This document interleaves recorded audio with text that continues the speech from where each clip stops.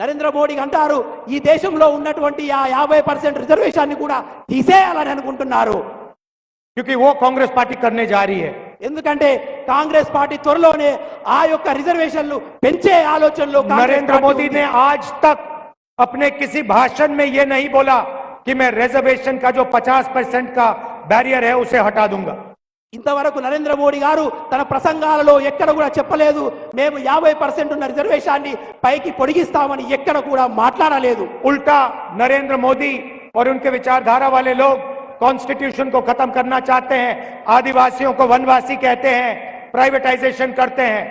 అంతేకాకుండా నరేంద్ర మోడీ గారు వారి యొక్క వ్యక్తులు ఈ యొక్క భారత రాజ్యాంగాన్ని కూలగొట్టాలని ప్రయత్నమే కాకుండా భారతదేశంలో ఉన్నటువంటి రిజర్వేషన్ వ్యవస్థను సర్వనాశనం చేయాలని ప్రయత్నిస్తున్నారు. हम सबको मिलकर संविधान की रक्षा करनी है, रिजर्वेशन बढ़ाना है और ये जो अमीरों की सरकार चला रहे हैं, 22 लोगों की सरकार चला रहे हैं, इनको हटाना है और गरीबों की सरकार लानी है.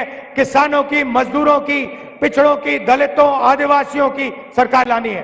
మనందరం కలిసి ఈ దేశ భద్రత కోసం ఈ భారత రాజ్యాంగాన్ని కాపాడాలి, ప్రజలను కాపాడాలి, దళితులను కాపాడాలి, ఆదివాసీలను కాపాడాలి, నిరుద్యోగులను కాపాడాలి, ఈ దేశంలో రాజ్యాంగాన్ని పరిరక్షించుకోవాలి.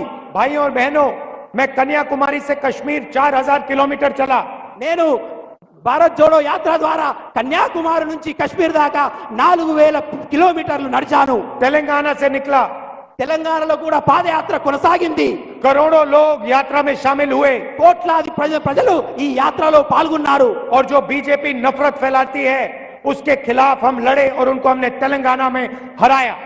ఈ బీజేపీ ప్రజలు ఏదైతే విద్వేషాలను, కోపాలను ఈ రాష్ట్రంలో రెచ్చగొడుతున్నారో వాటిని మేము ప్రేమగా మార్చి ఈ రాష్ట్రంలో ప్రభుత్వాన్ని స్థాపించాము. नफरत के बाजार में मोहब्बत की दुकान हम सब ने खोली. మేము విద్వేషపు వీధుల్లో ప్రేమ పూరిత దుకాణాలు తెరిచాము. वही हम दिल्ली में करने जा रहे हैं. అదే విషయాన్ని మేము ఢిల్లీలో కూడా చేయబోతున్నాము. ये जहां भी जाते हैं नफरत फैलाते हैं, एक भाई को दूसरे भाई से लड़ाते हैं. हम मोहब्बत फैलाते हैं, हम इज्जत दिलवाते हैं और हम गरीबों की सरकार चलाते हैं. వీళ్ళు దేశ ప్రజల మధ్య విద్వేషాలు రెచ్చగొడతారు, అన్న తమ్ముళ్ళ మధ్య కోపాలు సృష్టించారు. మేము ఆ విద్వేషాన్ని రూపుమాపి ప్రేమను ఈ దేశంలో సుస్థిరంగా చేయబోతున్నాము.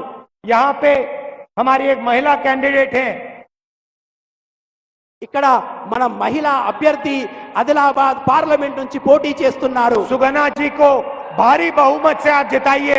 సుగుణక్కను అత్యధిక మెజారిటీతో మీరు గెలిపించండి. इनको लोकसभा भेजिए వీరిని లోక్సభకు పంపించండి.